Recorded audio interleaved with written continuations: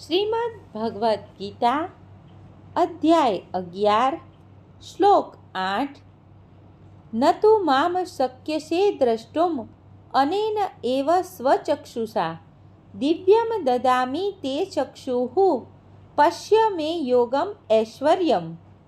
અનુવાદ: પરંતુ તું મને તારી આ વર્તમાન આંખે જોઈ શકીશ નહીં, તેથી હું તને દિવ્ય નેત્રો આપું છું. હવે તું મારા યોગ ઐશ્વર્યને જો. ભાવાર્થ: શુદ્ધ ભક્તને કૃષ્ણના દ્વિભુજ રૂપ સિવાય અન્ય કોઈ રૂપને જોવાની ઈચ્છા હોતી નથી. ભક્તે ભગવત કૃપાથી જ ભગવાનના વિશ્વરૂપનું દર્શન દિવ્ય નેત્રોથી કરવાનું હોય છે અને નહીં કે મનથી. કૃષ્ણના વિશ્વરૂપનું દર્શન કરવા માટે અર્જુનને કહેવામાં આવ્યું છે કે તે પોતાના મનને નહીં પરંતુ દ્રષ્ટિને બદલે. કૃષ્ણના આ વિશ્વરૂપનું ખાસ કોઈ મહત્વ નથી, જે હવે પછીના શ્લોકોમાં સ્પષ્ટ કરવામાં આવશે. છતાં અર્જુને આ રૂપ જોવાની ઈચ્છા હતી, તેથી ભગવાન તેને આ વિશ્વરૂપ જોવા માટે જરૂરી વિશિષ્ટ દ્રષ્ટિ પ્રદાન કરે છે.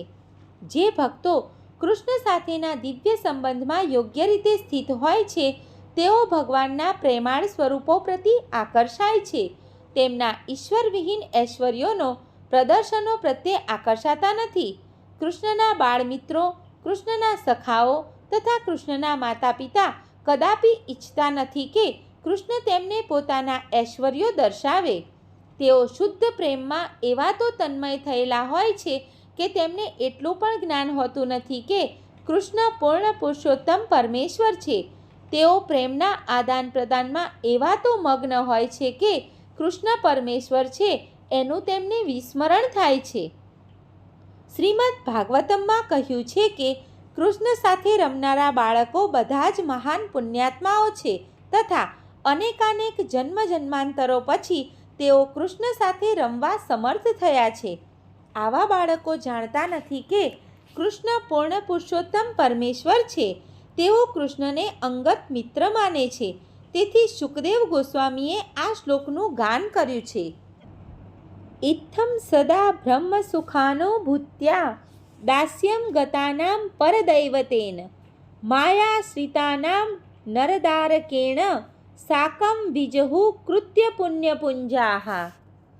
જેને મહાન ઋષિઓ નિર્વિશેષ બ્રહ્મ માને છે, ભક્તો જેને પૂર્ણ પુરુષોત્તમ પરમેશ્વર માને છે અને સામાન્ય મનુષ્યો જેને ભૌતિક પ્રકૃતિની ઉપજ માને છે, તે પરમ પુરુષ સાક્ષાત અહીં રમે છે. પૂર્વજન્મોમાં જેમણે અનેકાનેક પુણ્ય કર્મો કર્યા છે, તેવા બાળકો તે પૂર્ણ પુરુષોત્તમ પરમેશ્વર સાથે અહીં રમતો રમી રહ્યા છે.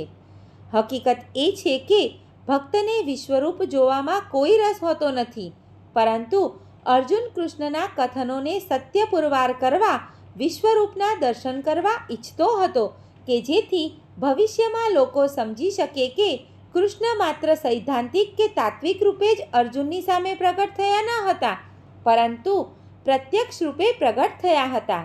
આ હકીકતને અર્જુન અવશ્ય પુષ્ટિ કરવી પડે, કારણ કે અર્જુનથી આ શિષ્ય પરંપરા પદ્ધતિનો પ્રારંભ થાય છે.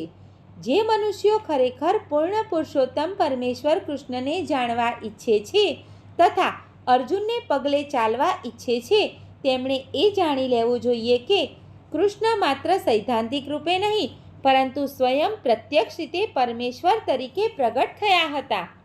ભગવાને અર્જુનને વિશ્વરૂપના દર્શન કરવા માટે જરૂરી શક્તિ આપી હતી, કારણ કે તેઓ જાણતા હતા કે અર્જુન આ રૂપને જોવા માટે ખાસ ઈચ્છા ધરાવતો ન હતો, જે બાબત અગાઉ સ્પષ્ટતા થઈ ગઈ છે.